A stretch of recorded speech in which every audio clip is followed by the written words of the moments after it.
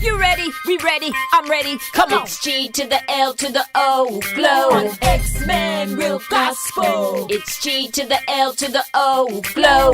You're listening to the real gospel with the X-Men. Turn it up loud. You about to get a blessing. We got them tunes that'll make you dance like David. Rocking in your car, in your house, in the workplace. X-Men bringing you the real, not the fake. Strike a chord in your soul as these sounds resonate.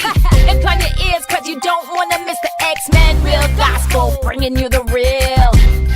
Welcome back, family, to Real Gospel. My name is the X-Man, your radio minister of music. This is new music from Andrew Gouche featuring Fred Hammond. It's called Secret Place on Real Gospel.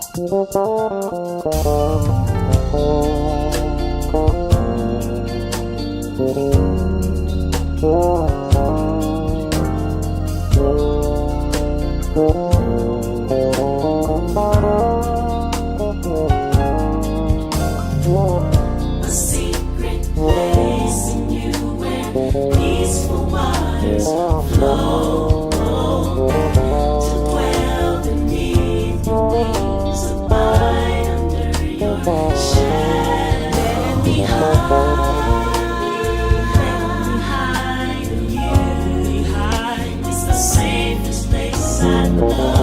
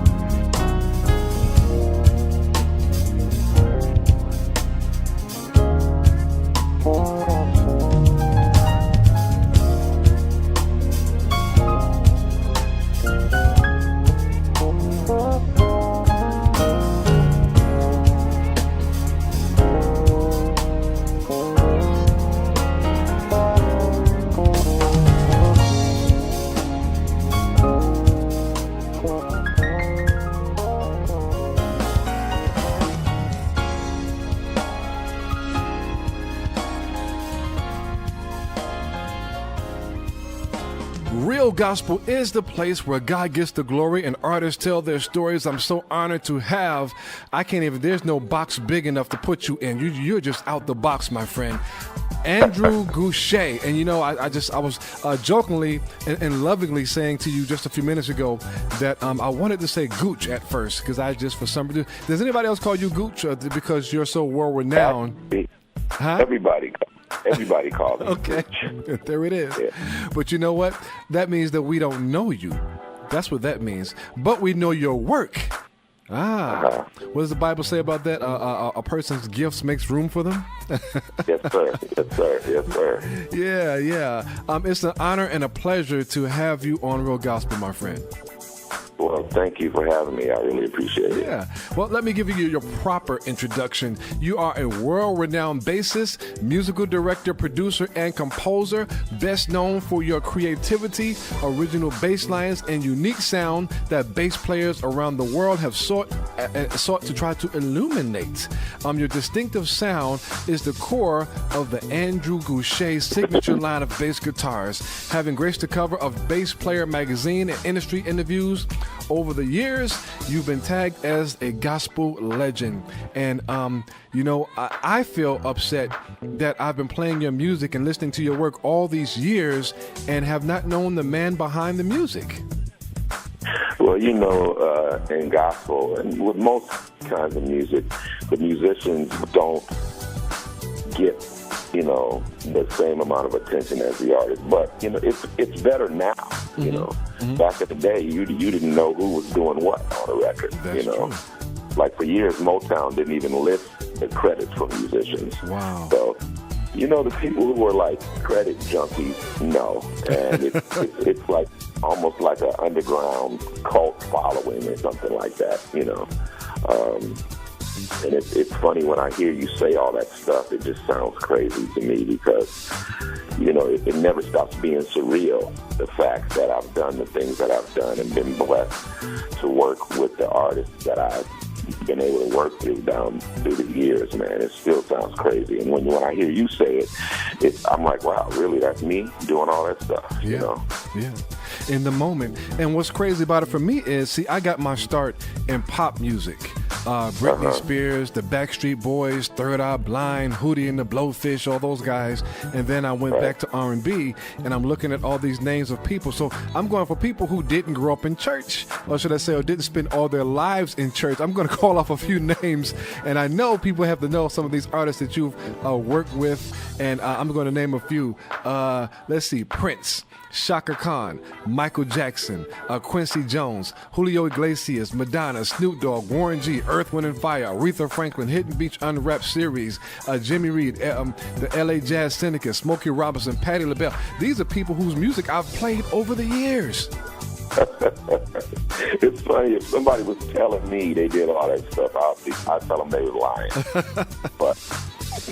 But yeah, man, it's been just a wonderful blessing to be. I remember when I was a kid, and I used to look, because back in the day, we looked on the back of albums and looked at the credits.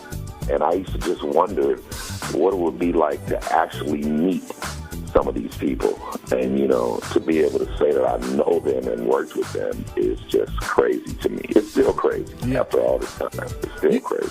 When I was little, I remember going to the first record I think I ever bought. I walked to the music store, record store in New York, and I remember walking. It seemed like it was like 5 miles to get that one album. The first album that I ever received that somebody ever gave me was Tina Turner's What's Love Got to Do With It. And then after that, the next album I went and got was, I think, the Fat Boys from the record store. But, I remember looking on the back and seeing the credits of people. And it's something about, I'm like, who are these people? Who are these? Who did this? And who did the drums? And what does bass mean? And what does all these? So that's you have a role to play in that. So for people who like educate me a little bit, what's it like? Because you got your start, if I'm not mistaken, in church, correct? Yeah. So, I actually started out playing with Reverend James Cleveland back in the day. That's right. That's how far I go back. How'd that happen? Walk us through how you meet James Cleveland, how you start out with him, and then God takes you on this tremendous journey. Well, I mean, my mother joined his church, and this was in the 70s, and I went to church with her, and I joined the choir, and I was in the youth choir.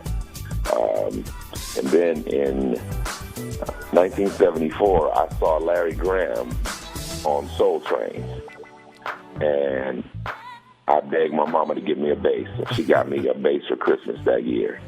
And James had a bass player, but his bass player lived in New York. I live in L.A., and James's church was in L.A., but the bass player lived in New York, so there was no bass player at the church. And when I got my bass, James used to just let me sit over on the side and try to figure out the songs. And that's literally how I started. And that's why I always pay homage to him, because he's such an integral part of my musical growth. And within a year, I'll never forget, he decided that he was going to pay me to play, and he started paying me $15 a Sunday to play. Wow. And which was like $1 million to me back then. And then everything else just came after that. Through working with James, I went to Israel with him in '83, and that's how I met Andre Crouch.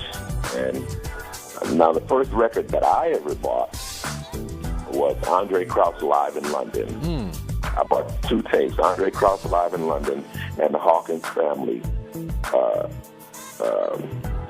tape. And I used to sit there and play those things, and like I said, I looked on the back of those the tape cover and was looking at the credits and was just wondering what it would be like to meet those people. And then, when I went to Israel with James, I met Andre, and Andre Crouch came up to me and said, "Hey man, I really love the way you play. I want to work with you." And I'm sitting there going, "Okay, yeah, right, Andre Crouch wants to work with me." But then within a month, I was in the studio with him recording that No Time to Lose album. And through that experience is how Joe Sample from the Jazz Crusaders was on that session. And then I wound up playing with the Crusaders after that. And then through Andre, that's how I met and started touring with the Winans. So it was like a snowball effect, actually. Like one thing led to another. And that's how it started. Wow, amen. If you're just joining us on Real Gospel, I am honored to have Grammy Award-winning producer and premier bassist Andrew Gouche. And talk to how, what the new CD project. Let me talk about the new CD project before I ask this other question. Talk to us about We Don't Need No Bass and the story behind that, because of course Phyllis Cadell-M, one of the best publicists in the world, said you've got to ask him that question because it is a story that you must hear. So we've got to hear it. It actually is a true story. When I started playing, back in the 70s, most churches didn't have bass players. And I was going around town, just wanting to play, and I would go to a church to play, and I'd go to plug in my stuff, and they would literally tell me, we don't need no bass. The organ player can play bass on the pedals. Wow. And that happened to me more than once. And that's where the title of the record comes from. And it actually is the first song on the record, and I'm just talking. It's really an interlude, and I'm speaking about that experience, which was a true experience. Like, people literally wouldn't let me play because they said the organ player can play bass on the pedals. Wow. And which makes it even more amazing to me now to see how far the bass has come in gospel and how integral a part of all the music it is, Yeah.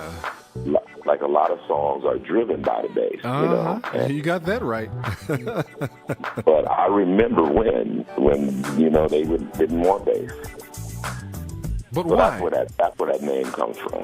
Well, I love bass. I came along in an era where bass was it, especially in the era of boom boxes and me taking my mother's house speakers and putting them in my trunk of my car.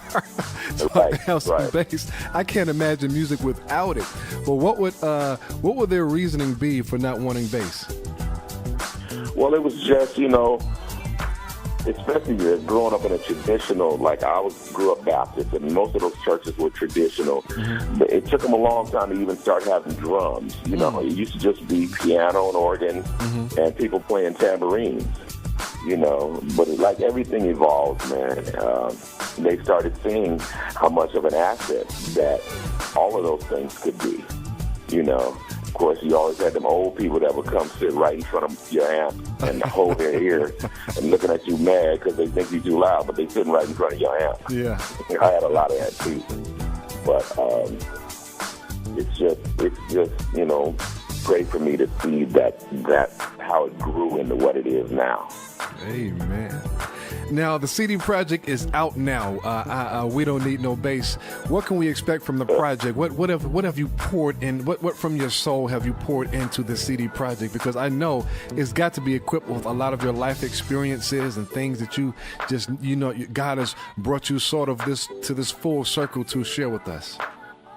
This record is literally my life's musical experiences, you know, and, you know, my journey has taken me across different genres of music, you know, and I touch on all of those. Like, it was funny when we had to, you know, categorize the CD, which you have to do, like, when you're putting it on iTunes and all that stuff, and, you know, I had to put jazz, and even though I'm not jazz, I was trying to figure out a way to just make a category, you know, to sell it on iTunes. But, you know, it's not really jazz. It's not, because I'm not a jazz artist.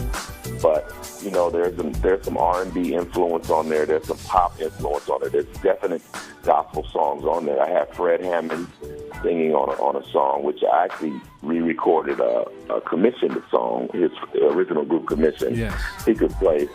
And, you know, Fred wrote that song, and he and I have been friends since the 80s. And he came to my house and sung on my record on that song. Wow. And then I recorded I Don't Feel No Ways Tired with James Cleveland back in about 83. Wow. As a tribute to him, I have an arrangement of that song on my record, I Don't Feel No Ways Tired. And then I wrote 6 songs or original songs, and they're just things that came out of my heart. And I think when people hear this record, they'll hear my heart. Wow. That is so awesome. What advice can you give musicians who are maybe they're stuck in tradition?